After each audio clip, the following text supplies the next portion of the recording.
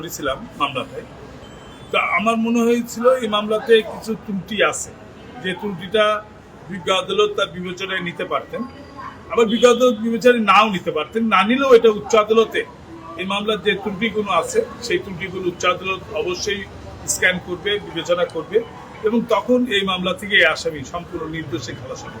কারণ এই মামলায় খুব বড় ধরনের কিছু ত্রুটি, ঘটনাস্থলের বর্ণনা এবং আপনার ডিএনএ টেস্ট এইসব কিছুই হয়, যে বেনিফিট আমরা উচ্চ আদালতে পাবো।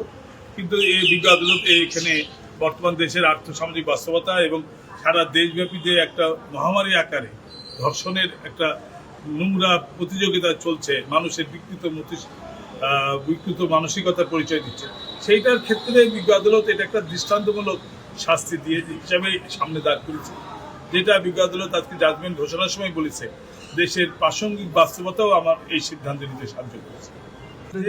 আইনজীবী হিসাবে তো আমি অবশ্যই এটা যেহেতু অ্যাপিলেবল অর্ডার, যেহেতু যে কোনো ডেথ সেন্টেন্স অবশ্যই আগে হাইকোর্টের অনুমোদন হতে হবে। বিজ্ঞ আদালত নিজেও বলেছেন যে আমার আদালত সিদ্ধান্তের চূড়ান্ত না, যেহেতু ডেথ প্রেফারেন্সের সিদ্ধান্ত দেওয়া হয়েছে, কাজেই এটা অবশ্যই মহামান্য হাইকোর্ট থেকে অনুমোদন হবে। অনুমোদন হওয়া সাপেক্ষে এটা কার্যকর করার প্রশ্ন উঠবে। সেক্ষেত্রে আমরা জেল আপিলের প্রভিশন আছে, বিজ্ঞ আদালত আসামি পক্ষকে একটা ফ্রি মামলার সমস্ত নথির একটা কপি, সার্টিফাইড কপি প্রদান করছেন, যাতে তার ব্যক্তিগতভাবে যদি তিনি আপিল করতে চান তাহলে সেই আপিলও যেন তিনি করতে পারেন। অবশ্যই এই পক্ষে আমাদের আসামি পক্ষ থেকে মামলাটা আমরা মহামান্য হাইকোর্টে আপিল